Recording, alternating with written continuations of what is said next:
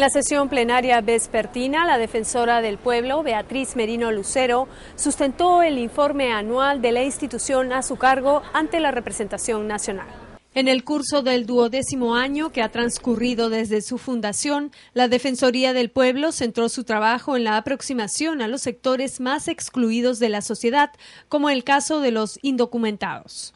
Debo saludar enfáticamente, por intermedio de la Presidencia, al Congreso de la República, por haber aprobado la Ley 29.312, que regula la reposición de actas de nacimiento, matrimonio y defunción destruidas por la acción sistemática de grupos subversivos.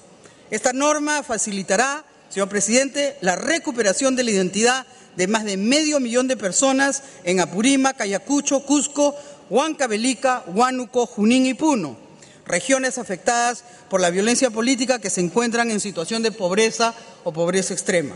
En el informe expuesto se señala que la Defensoría del Pueblo atendió a más de 100.000 personas durante el año 2008 en todo el territorio nacional, al recibir quejas, consultas y petitorios de intervención o mediación ante autoridades de diversos sectores. Asimismo, del conjunto de instituciones públicas supervisadas, la Oficina de Normalización Previsional se convirtió en la entidad más quejada, especialmente por reclamos como la dilación en el trámite de pensiones, irregularidades en las solicitudes de libre desafiliación y desconocimiento de años de aportación.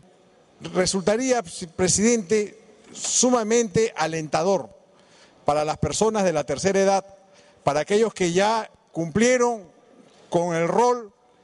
laboral y que han venido aportando a lo largo de muchos años para poder tener una pensión digna. El informe anual concluye presentando una agenda prioritaria de temas a abordar por las más altas autoridades del país, como la necesidad de atender las situaciones de discriminación de los sectores más pobres, la prevención de los conflictos sociales, el fortalecimiento del proceso de descentralización y la atención a las demandas de los pueblos indígenas. La Comisión de Justicia y Derechos Humanos aprobó por unanimidad el predictamen recaído sobre el proyecto de ley venido del Ejecutivo referido al uso de elementos de vigilancia electrónica personal para procesados y reos en cárcel que hayan cumplido cierto número de años de sus sentencias o para aquellas personas que sean sentenciadas con arresto domiciliario. Al hacer un resumen de los beneficios en estos elementos de vigilancia electrónica personal, los congresistas concordaron que el costo de su uso sería más barato, porque se permitiría la reinserción del reo a su seno familiar, se le permitiría trabajar y pagar sus deudas económicas, generalmente será de aceptación expresa por los reos que dejarán las hacinadas cárceles, se eliminarán los puestos de custodia de numerosos policías que vigilan viviendas para que salgan al servicio ciudadano de manera más efectiva. Al término de la cita parlamentaria, el presidente de la Comisión de Justicia, Rolando Sousa, nos dio una clara explicación de lo aprobado por unanimidad en la 10ª sesión ordinaria. La cárcel electrónica es, sin duda alguna, una innovación en nuestro país que va a permitir que este 82% de hacinamiento que hay, casi 24.000 internos más de lo que podrían soportar nuestras cárceles, puedan tener unas formas de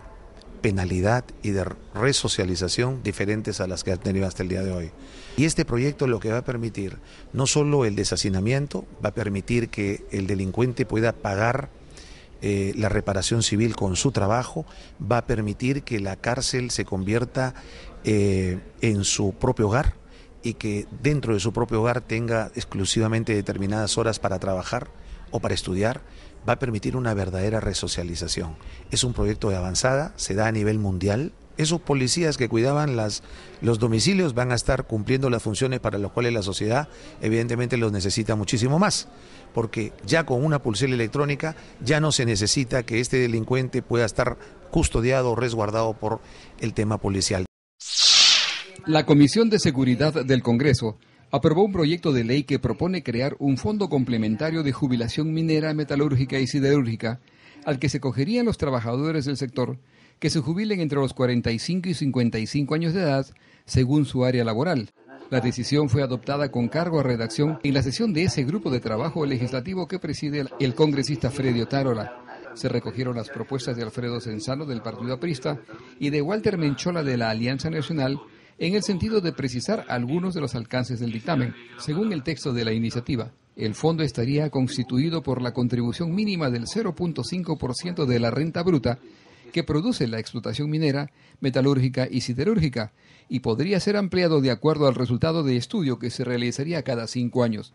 además del aporte de igual porcentaje de la remuneración bruta de los trabajadores de cada una de esas actividades. La administración del fondo estaría a cargo de la Oficina de Normalización Previsional, que distribuiría los recursos al SNP y a las AFPs para financiar las pensiones complementarias a partir de los 18 meses de promulgada la ley.